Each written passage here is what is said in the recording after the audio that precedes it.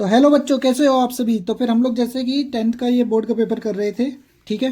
हम लोगों ने क्वेश्चन नंबर 18 तक कर लिया था। 1920 के बाद सेक्शन नंबर बी स्टार्ट करेंगे, ठीक है। तो चलो आज चलते हैं सेक्शन, अभी सेक्शन बी पे बाद पे चलेंगे, पहले 19 और 20 क्वेश्चन देखते हैं। 19 क्या दे रखा है, एजर्शन दे रखा है द टेंजेंट ड्रॉन, देखिए इसके ऑप्शन दे रखे हैं ऊपर, ठीक है। पूरा क्वेश्चन आपको दिख रहा है तो ठीक है। The tangents drawn at the ends of the diameter of a circle are parallel. हम लोग एक थोड़ा सा यहाँ पर करके देखते हैं। इसने क्या कहा है कि एक सर्कल है, उसका जो डायमीटर है, डायमीटर सेंटर से होता हुआ जाता है, ठीक है। इससे डायमीटर के एंड से दो लाइंस खींच ली हैं। तो कह रहा है कि द टेंजेंट ड्रॉन, टेंजेंट यही होते हैं सर्कल को टच करते हुए पास करें, ठीक है। The tangent drawn at the ends points of a diameter of a circle are parallel. तो क्या ये पैरेलल होंगे? हाँ जी बिल्कुल होंगे, सही ऑप्शन है, ठीक है, सही दे रखा है। Diameter of a circle is the longest chord. क्या ये लॉन्गेस्ट कॉर्ड होगी? कॉर्ड कहाँ से होती है? कॉर्ड सेंटर से होते हुए नहीं जाती है, कॉर्ड हमेशा इधर से पास करेगी या इधर से पास करेगी, इधर से। ये कॉर्ड है सेंटर से होते हुए, तो ये डायमीटर हो जाएगा। तो ये ऑप्शन रॉन्ग है, तो एजर्शन ठीक है इसका और रीज़न रॉन्ग है, ठीक है भाई। Question number 20, if the graph of the polynomial touches the x axis only at one point. देखो ग्राफ, ये एक्स एक्सिस होता है, ये वाई एक्सिस होता है। तो कह रहा है ग्राफ अगर सिर्फ एक्स एक्सिस को टच करते हुए जा रहा है, then the polynomial can not be a quadratic polynomial. हाँ, क्या ये बात सही है? सही है भाई। कि क्वाड्रेटिक पॉलिनोमियल में क्या होता है? क्वाड्रेटिक पॉलिनोमियल होता है A X square plus B X plus C equal to 0, ठीक है। तो फिर ये कैसे हो सकता है? Second part, a polynomial of degree, ये तो रॉन्ग हो गया, ठीक है। A polynomial of degree n can have at most n zeros. हाँ ये बात बिल्कुल सही है। तो इसका क्या हो गया कि option number D, assertion is false and reason is true, ठीक है बच्चों। अब सेक्शन नंबर बी स्टार्ट करते हैं हम लोग। Section number B, section number B देखते हैं। सबसे पहले क्वेश्चन क्या कह रहा है? हाँ ठीक है, सबको दिख रहा होगा। सेक्शन नंबर बी में solve the following system of linear equation. इन दोनों को सॉल्व करके और एक्स और वाई की value and verify your answer. Verify value X और वाई की रख देना, इक्वल्स टू अगर 5 आए तो ठीक है और इक्वल्स टू 15 आए ठीक है। तो देखो हम लोग सॉल्व करते हैं। सबसे पहले क्वेश्चन क्या दे रखा है इक्वेशन, एक सेकेंड, हाँ भाई ठीक है। तो देखते हैं, दो लीनियर इक्वेशन दे रखी है, एक 7x minus 2y is equals to 5, ठीक है। एंड सेकेंड दे रखी है 8x plus 7y is equals to 15। अब देखो ना x वाला कोफिशिएंट सेम है ना y वाला कोफिशिएंट सेम है, ठीक है। तो किसी का भी मल्टीप्लाई कर लो, तो x और y कुछ भी सेम करना चाहो तो कर लो। अगर हम इस पूरी इक्वेशन को 7 से मल्टीप्लाई कर दें तो देखो क्या होता है, 7 7 जा 49x हो जाएगा, माइनस 7 2 जा 14। इसको पूरी इक्वेशन को मैंने 7 से कर दिया, इसको 2 से कर दो। क्यों किया? इंटरचेंज होके और ये कैंसिल हो जाएंगे। तो देखो पहली इक्वेशन क्या आएगी, 49x माइनस 7 2 जा 14y और 7 5 जा 35, ठीक है। 8 2 जा 16x प्लस 7 2 जा 14y इज इक्वल्स टू 5 2 जा 30, ठीक है। अब देखो एडिंग बोथ इक्वेशन, दोनों इक्वेशन को ऐड करेंगे तो प्लस माइनस ये कैंसिल हो जाएगा। 49 और 16 कितना हो गया? 65x इज इक्वल्स टू 65, ठीक है। 9 6 15 की 5 कैरी आई 1 4 5 1 6, तो x की वैल्यू कितनी आएगी? 65/65, दैट इज़ 1। x की वैल्यू आ गई 1। x की 1 किसी भी इक्वेशन में पुट कर दो तो y आ जाएगा, ठीक है। किसी भी एक इक्वेशन में जिसमें आपको अच्छा लग रहा हो। तो हम पहली इक्वेशन में करते हैं। तो 7 into 1 minus 2y is equals to 5। तो 7 minus 2y is equals to 5, तो minus 2y is equals to 5, ये 7 वहाँ चला जाएगा, minus 7 minus 2y is equals to ये आ जाएगा -2, ठीक है। 5 माइनस 7 भाई बड़े नंबर का साइन रहता है, माइनस से माइनस कैंसिल, y आ गया 2/2, y भी आ गया 1, ठीक है। अब इसको वेरीफाई किया रहा है, वेरीफाई कर लो भाई। देखो क्या थी इक्वेशन अपनी, इक्वेशन थी 7x minus 2y is equals to 5। तो x की वैल्यू 1 आई, y की वैल्यू भी 1 आई, दोनों पुट करके चेक कर दो। तो 7 इंटू 1 और 2 इंटू 1 इज इक्वल्स टू 5। तो देखो 7 minus 2 is equals to 5, 5 is equals to 5, ये वेरीफाई हो गया। ऐसी इक्वेशन सेकंड पर रख देना, वो भी वेरीफाई हो जाएगी, ठीक है भाई। तो क्वेश्चन नंबर 22 पे चलते हैं। क्वेश्चन नंबर 22 प्रोबेबिलिटी से, प्रोबेबिलिटी का क्वेश्चन नंबर 22, इस पे देखते हैं प्रोबेबिलिटी से।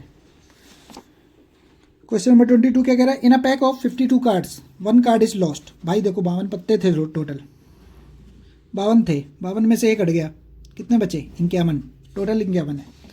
ठीक है, और प्रोबेबिलिटी कभी भी निकालने का होता है, प्रोबेबिलिटी कोई इवेंट का निकालने का फॉर्मूला होता है number of favourable outcome upon total number of possible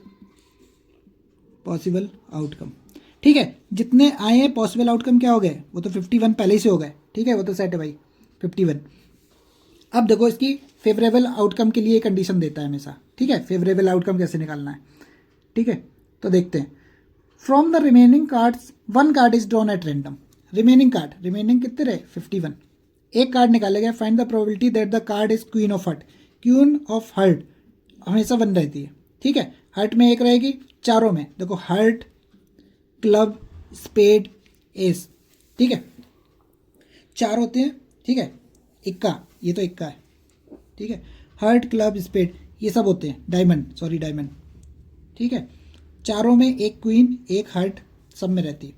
ठीक है, एक किंग, तो एक क्वीन आती हर्ट में एक क्वीन। ठीक है, तो 1/51 इसका आंसर।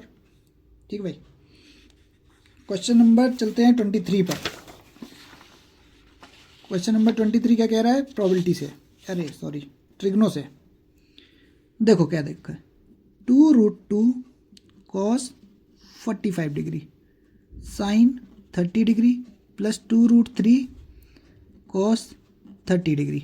ठीक है, देखो सॉल्व करते हैं। 2√2 cos 45 होता है 1/√2। भाई जिसको टेबल याद नहीं है टेबल याद कर लेना, अगर कहोगे तो हम ट्रिक से याद भी करा देंगे टेबल भी। cos 45 1/√2, sine 30 1/2 plus 2√3 as it is. cos 30 कितना होता है भाई? जो साइन 60 होता है, √3/2। ठीक है, टेबल याद कर लेना। 2 से 2 कैंसिल, √2 से √2 कैंसिल, यहाँ बचा 1 प्लस 2 से 2 गया, √3 इंटू √3 कितना हो गया? 3 + 1 4 आंसर।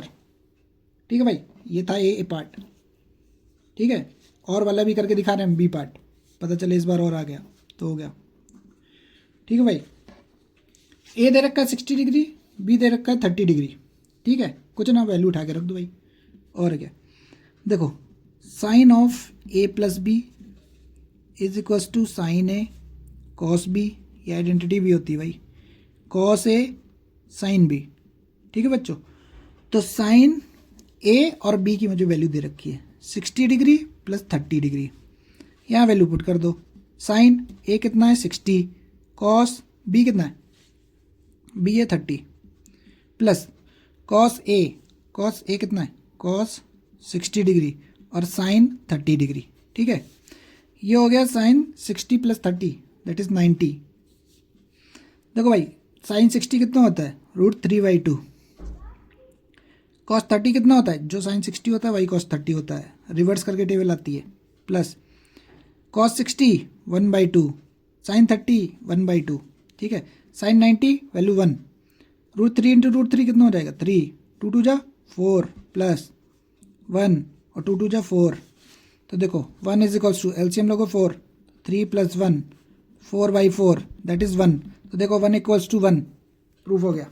ठीक है, वेरीफाई कर दिया, left hand side is equals to right hand side. ठीक है भाई, वेरीफाई का आता है बी पार्ट में।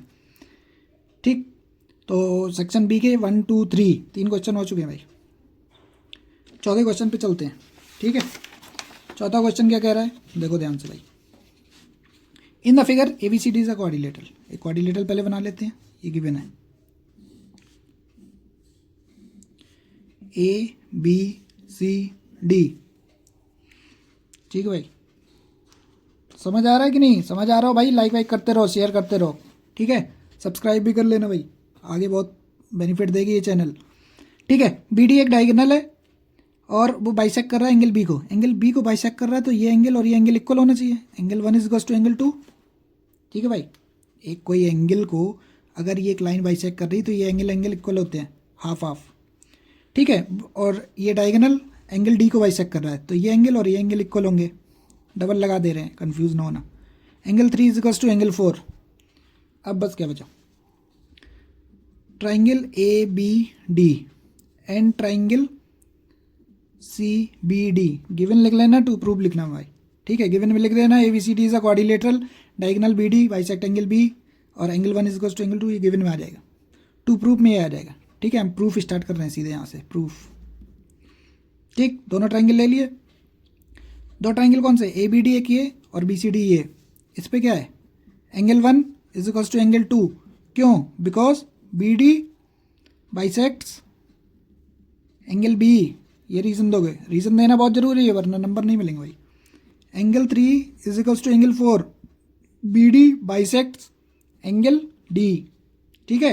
एंगल एंगल प्रॉपर्टी से सिमिलर हो गए, triangle ABD is similar to triangle CBD by AA similarity, ठीक है भाई, AA सिमिलैरिटी से सिमिलर हो गए।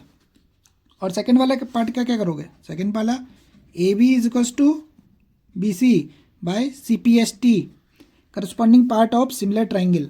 9th क्लास में पढ़ते थे CPCT, corresponding part of congruent triangle, but यहाँ पर है corresponding part of similar triangle, ठीक है, क्योंकि हमने सिमिलर किया है इसलिए सिमिलर से बताएंगे, ठीक है भाई। तो 24 क्वेश्चन आपका एंड हो गया, ठीक है। क्वेश्चन तो बहुत अच्छे थे, सिंपल ही लग रहे हैं अभी, तो आगे देखते भाई, टफ भी है। 25 क्वेश्चन नंबर 25 के दो पार्ट दे रखे हैं। Prove that this 5 minus 2 root 3 is an irrational number. It is given that root 3 is an irrational number. ठीक है, गिवन दे रखा है रूट 3 irrational है, इसको रेशनल प्रूव करना है। चलो इसको भी कराई देते हैं, ठीक है। क्वेश्चन नंबर 25, सबसे पहले लेट अस अज्यूम, इसको एज्यूम कर लो। क्या एज्यूम करोगे कि 5 minus 2 root 3 is a rational number. Rational number, rational number क्या होता है, रेशनल नंबर आगे लिखोगे which can be written in the form of, किस फॉर्म में लिख सकते हैं, लैंग्वेज लिखना जरूरी है इस पे क्योंकि प्रूफ कर रहे हो, in the form of PYQ where Q is not equals to 0, rational number denominator 0 नहीं होना चाहिए, ठीक है भाई। Q is not equals to 0, तो इसको हम PYQ कहते हैं। And P and Q are coprime numbers. Coprime क्या होते हैं नहीं पता, ठीक है, देखो अभी बताते हैं। को प्राइम होता है no common factor other than 1, एक के अलावा अदर देन 1। भाई राइटिंग पे न जाना अभी, ठीक है, ये मैथ है, राइटिंग ऐसे ही आएगी अभी राइटिंग, बट ठीक है कोई बात नहीं, अच्छी है, ठीक है, समझ आना चाहिए क्वेश्चन, बस कुल मिला के ये टारगेट है अपना, ठीक है। P and Q are coprime, no common factor other than 1, एक के अलावा कोई और कॉमन फैक्टर ना आए, जैसे कि 5 और 7, इसमें कॉमन क्या है 1, ठीक है भाई ये। तो इसको 5 minus 2 root 3 को हम लोग A/B या PYQ के फॉर्म में लिख देंगे, जैसे तुम्हारी मर्जी, ठीक है, A/B लिख दो चाहे PYQ। अब ऐसा करो सारे नंबर वहाँ फेंकते जाओ, बस रूट 3 यहाँ रह जाए, ठीक है। तो -2 root 3 A/5 +5 को वहाँ जाके -5 हो जाएगा, ठीक है। इसको थोड़ा सा सॉल्व कर देंगे, एलसीएम आ जाएगा B, A माइनस और ये B टाइम जाएगा तो ऊपर मल्टीप्लाई 5B, ठीक है, ये सबको पता होगा। अब रूट 3 को हमने कहा यहाँ रखो और -2 यहाँ आ जाएगा, ठीक। तो इसको दिखा दो, ये क्या है, ये तो इर्रेशनल नंबर है, रूट 3 इर्रेशनल नंबर होता है ना, सबको पता है, ठीक। और ये है अपना रेशनल नंबर, क्योंकि PYQ के फॉर्म में रेशनल नंबर, ठीक है। तो रेशनल और इरेशनल कभी इक्वल होंगे नहीं होंगे भाई, नहीं होंगे, तो अपना एजम्पशन रॉन्ग हो गया। So our assumption is wrong, assumption wrong हो गया, तो क्या हम लोगों ने रेशनल नंबर लिया था और रॉन्ग प्रूफ हो गया, रॉन्ग प्रूफ हो गया। So therefore 5 minus 2 root 3 is a irrational number. जब रेशनल नहीं है तो इरेशनल होगा, इरेशनल नंबर, ठीक है भाई, ठीक है। तो फिर लास्ट आज की क्लास का ये लास्ट क्वेश्चन है, ठीक है। 25 का B पार्ट देखते हैं। Show that the number this is a composite number. Composite number 5 into 11, पहले क्वेश्चन नोट कर लेते हैं, 17 3 into 11, ठीक है भाई। अब देखो कंपोजिट नंबर होता है कि जिसके फैक्टर दो से ज़्यादा हों, दो से ज़्यादा, more than two factors, then it is a composite number. दो से ज़्यादा जिसके फैक्टर हों, ठीक है। जैसे कि 4 है, 4 के फैक्टर क्या होंगे, 1 भी होगा, 2 भी होगा, 4 भी होगा, दो से ज़्यादा फैक्टर हो गए तो ये कंपोजिट नंबर है, ठीक है। तो इसको कैसे सॉल्व करना होता है, देखो प्लस है, ये पूरा एक पार्ट है, ये एक पार्ट है, प्लस से पहले एक पार्ट है, प्लस के बाद एक पार्ट है, तो इन दोनों से कॉमन ले लो। क्या कॉमन दिख रहा है, 11। अब इससे 11 ले लिया तो यहाँ क्या बचा, 5 और 17। देखो इससे 11 ले लिया, 5 और 17 बचा, प्लस इससे 11 ले लोगे, क्या बचे, 3। 11 इसको ऐसे ही रहने दो, 17 इंटू 5, 17 5 जा 85, प्लस 3, 11, ये हो गया 88, ऐड कर दो।